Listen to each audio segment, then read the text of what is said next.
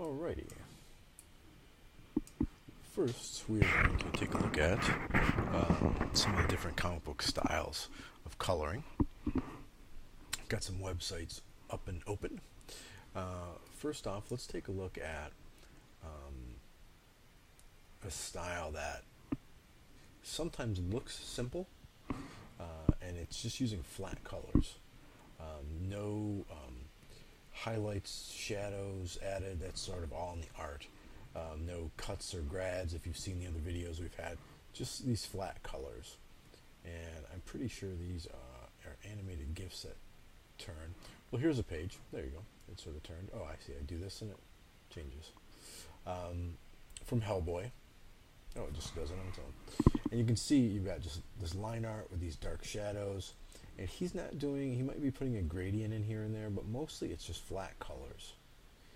And it might seem simple, but what you have to do then is, to make things stand out, you have got to really use that color theory. You can see the castle here is this cool brown color. The sky is this red color. That's what makes it pop. This devil here is the focal point. He's red. Everything else is monochrome. Same thing here. He is the point of interest. Dave Stewart is incredible at pretty much any style. Again, here we're talking some embellishments with some textures and stuff, but for the most part, no rendering. Just very simple, perfect use of color to tell a story.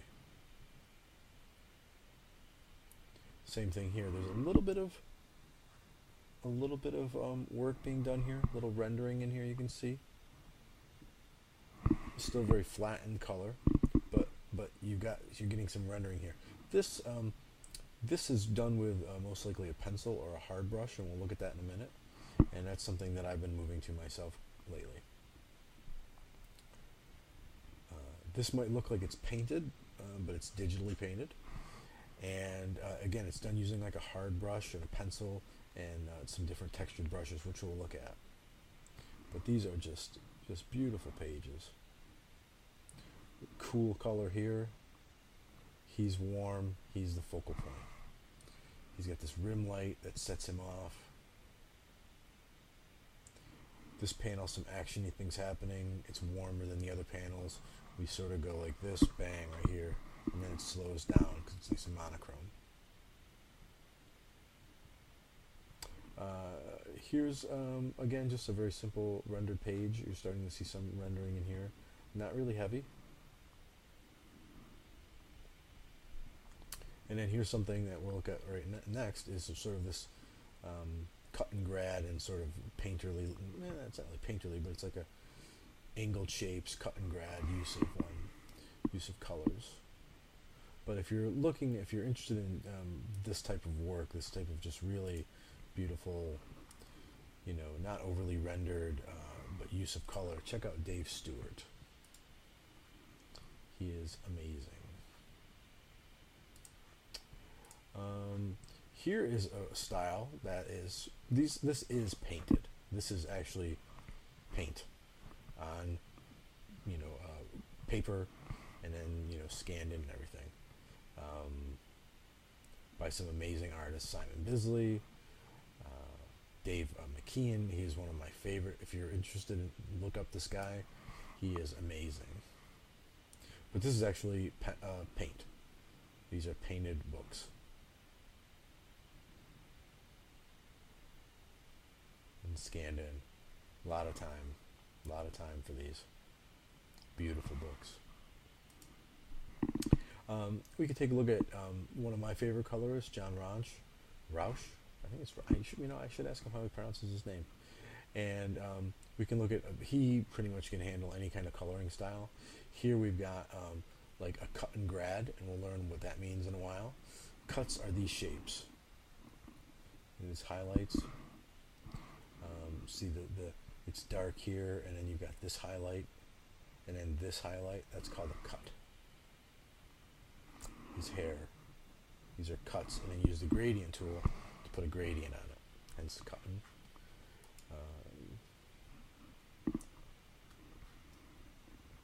That's weird. Oh, I see. He wants to tag the face because it's drawing. Again, These are probably pencil. He's probably using the pencil for this, but some of it is cut and grad. You're selecting a shape, you're using a gradient. But again, all, beautiful color, beautiful color. Down here, it's cool, monochrome.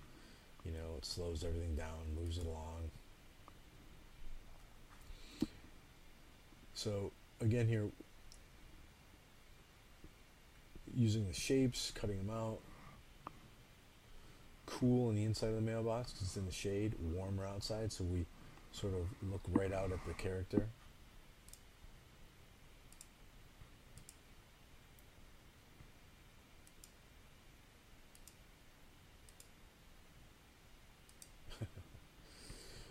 More subtle cut and grad work.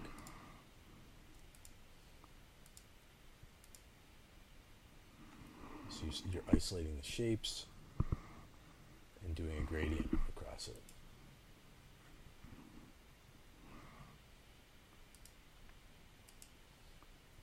But you're also looking at the page and thinking, how does this page look, and what does it need? What kind of colors does it works with it? Let's get to something.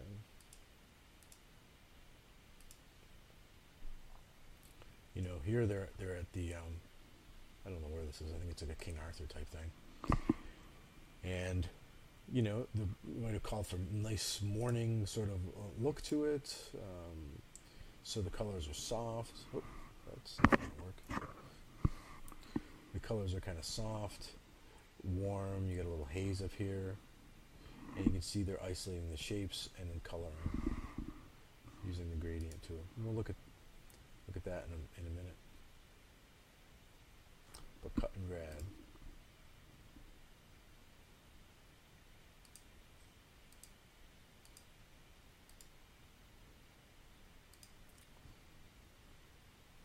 And here's something we talked about the other day, the quality of the light. Here it's overcast, it's shadow. So your highlight, like he's got here, is just like this whitish blue. It isn't going to be like an orangey yellow. There's no sun. This red isn't the red of... Let's see if we can find like a really... Oh, I think I'm going the wrong way. I know I saw like a Spider-Man that had like... Or like even here, look at that, how, saturated that red is. Or here's Peter down here. To the red here, right? That makes sense because it's overcast. Everything's going to be subdued.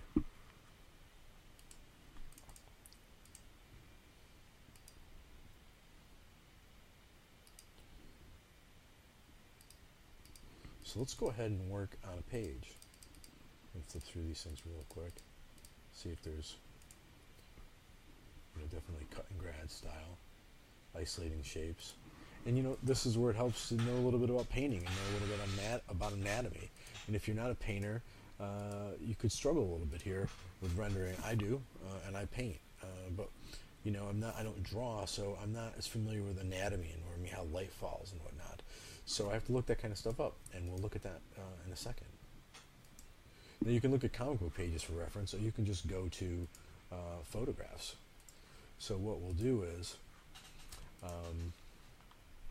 we'll take a look at this right now. This is a first thing we'll look at. This is a cover I'm working on for somebody, and I was told to pretty much do what I needed to do with it. I'm not quite sure what I'm going to do with the background because there's really nothing there, but they wanted this character to sort of be bluish purple, and this is what you would call cut and grad.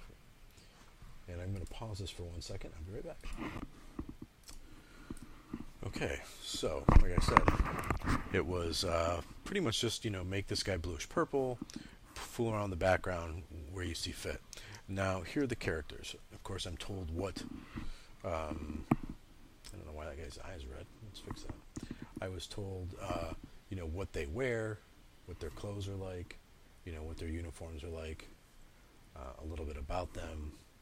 I've actually colored them before, so I kind of knew some of this stuff. And now my thing is, I'm looking at this page, and let's say this guy wasn't colored.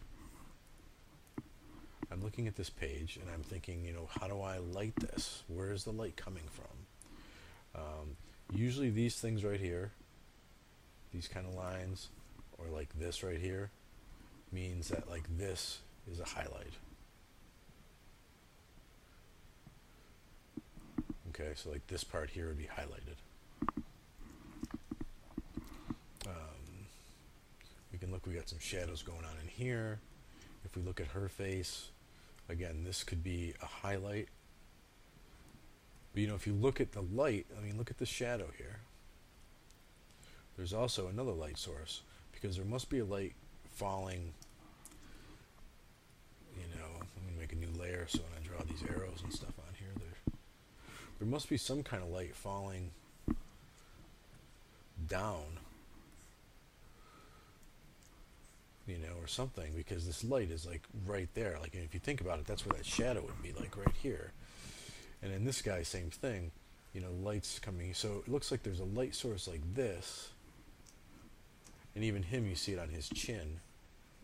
See that right there? And then you see it the same thing on her right here.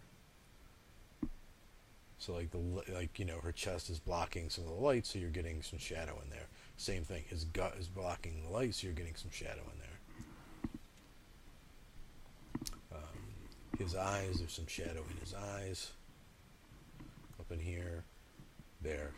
But there's also this highlight coming in.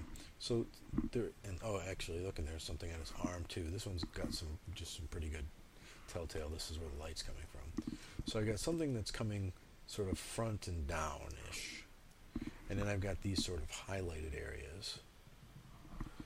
So for that, I'll probably use a secondary light source. So like a highlight or a kicker or something. He's a little different. It looks like the light again could be coming down, because here's a highlight, this is sticking out, and then this is in shadow. Sticking out, shadow. So I'm actually going to show you some cut and drag stuff that's kind of easy to show on this guy. Now here we got some muscles. Now yes, you could look this up, you could do some reference. This is kind of hard. How do you reference this? What you could do is, you could do a reference. Computer's very slow today. Wow, that just totally went away. You could do a reference for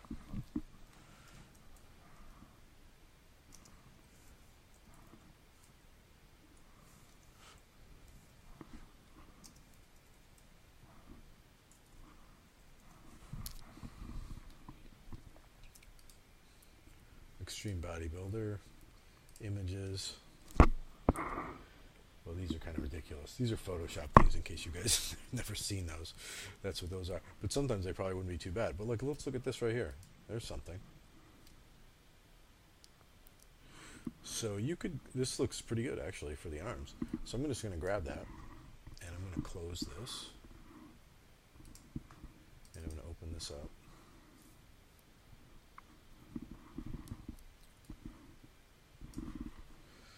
And, oops, where's that other one?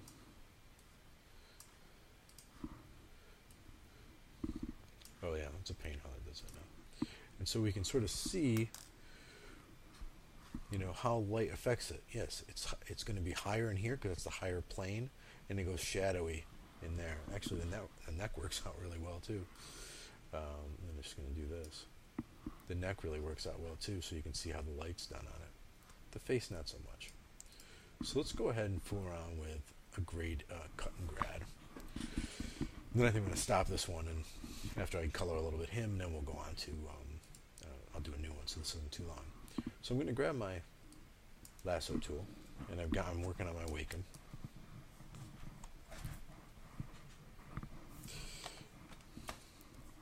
And I'm going to, again, this is a highlight, so I'm going to select this shape, and deselect because I didn't like that. I try not to get like these little guys in there, those little points, so I try to get them nice and smooth.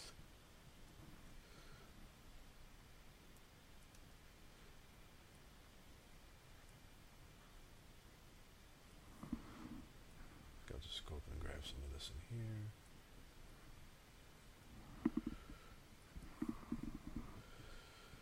And again, this in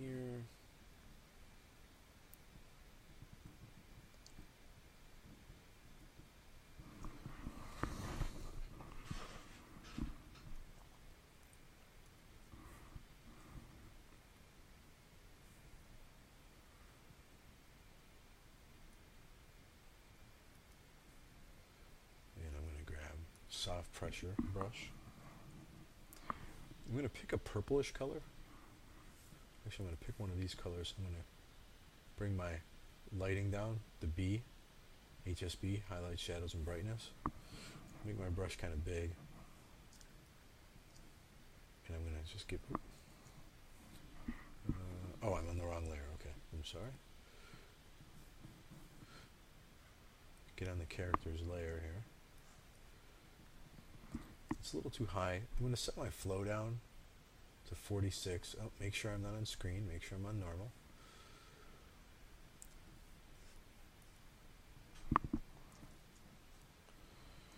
Deselect, and you can start to see it get some shape to it. And then I'm going to get in here.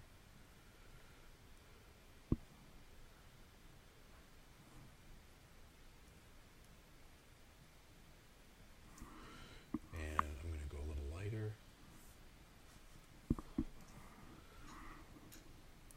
Then I'm going to get maybe one more.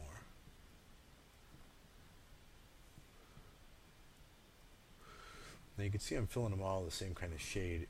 You can do is then you want to come in and get, maybe pick up a little bit lighter, and then you want to drop this size down, and then don't just go like this and paint it all, because then you get the same tone in it. But if you kind of do this,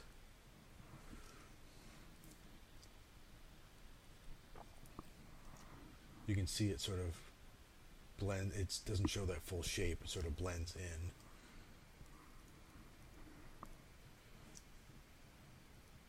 You might even say, oh, that's maybe a little too much. I'm going to go ahead and just fill everything in a little bit.